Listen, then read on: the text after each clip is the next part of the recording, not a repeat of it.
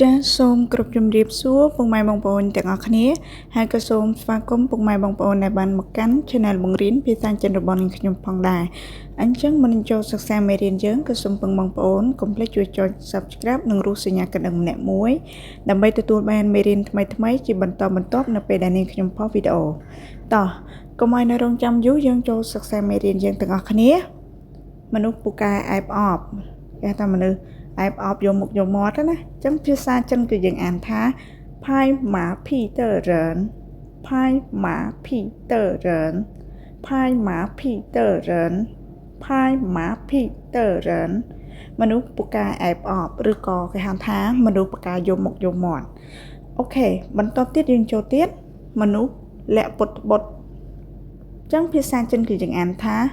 虚伪的人虚伪的人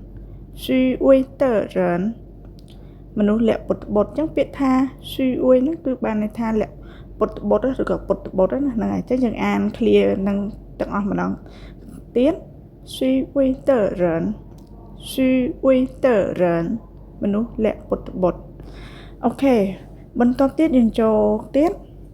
មនុស្សល្អខ្លាំងខ្លាយគេហៅថាមនុស្សល្អតែខាងក្រៅខាងក្នុងខ្លាំងខ្លាយហ្នឹងហើយអញ្ចឹងភាសាចិនគឺយើងអានថា假好人假好人假好人假好人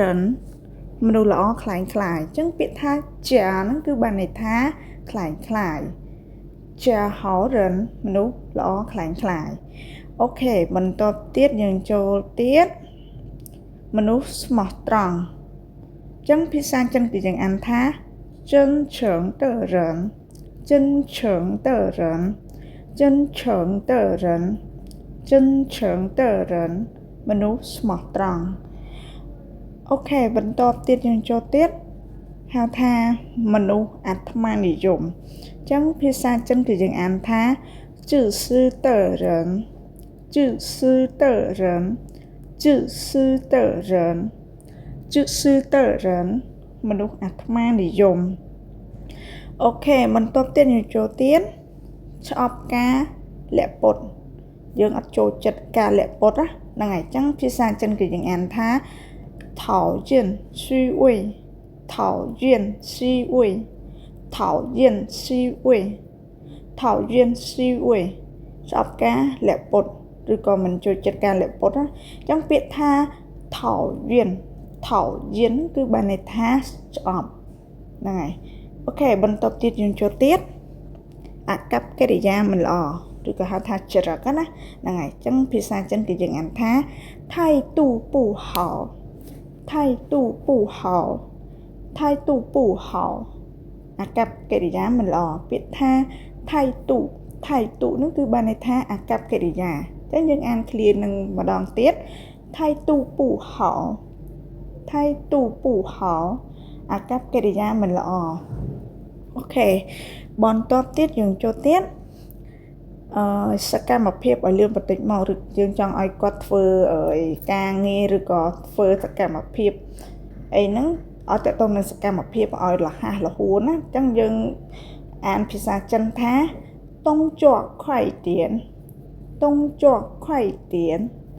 តុងជក់ខ្វៃទៀនសកម្មភាពឲ្យរហ័សបន្តិចមកឬក៏សកម្មភាពហ្នឹងឲ្យលឿនបន្តិចមកអញ្ចឹងយើងអាន clear នឹងម្ដងទៀតតុងជក់ខ្វៃទៀនតុងជក់ខ្វៃទៀនអញ្ចឹងពាក្យថាតុងជក់ហ្នឹងគឺបានន័យថាសកម្មភាពឬក៏ធ្វើណាកំពុងធ្វើណាហ្នឹងហើយអូខេអញ្ចឹងយើងចូលបន្តទៀតអបអសាតនេះអញ្ចឹងភាសាចិនគឺយើងអានថាជូហឺនីជូហឺនីជូហឺនីជូហឺនីអបអសាតនេះអូខេអញ្ចឹងមេរៀនយើងដែលបានសិក្សាអំពី clear ប្រយោគទាំងប៉ុន្មាននៅខាងលើនេះក៏បានបញ្ចប់ត្រឹមនឹងផងដែរហើយក៏សូម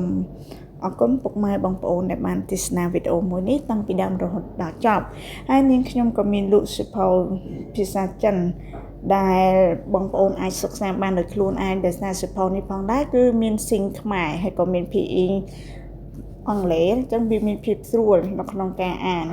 សភៅនេះផងដែរគឺតកតងជាមួយនឹងពាក្យប្រើប្រាស់ប្រចាំថ្ងៃពាក្យប្រើប្រាស់ទូទៅនិងមានឃ្លាប្រយោគខ្លីៗហើយជាពិសេសក៏មានពាក្យប្រើប្រាស់នៅក្នុងរោងចក្រច្បាប់ជើងផងដែរសភៅនេះគឺមានទំព័រជាង279ទំព័របើសិនជាបងប្អូនចាប់អារម្មណ៍បងប្អូនអាចកុំមកបានណាចាសូមអរគុណ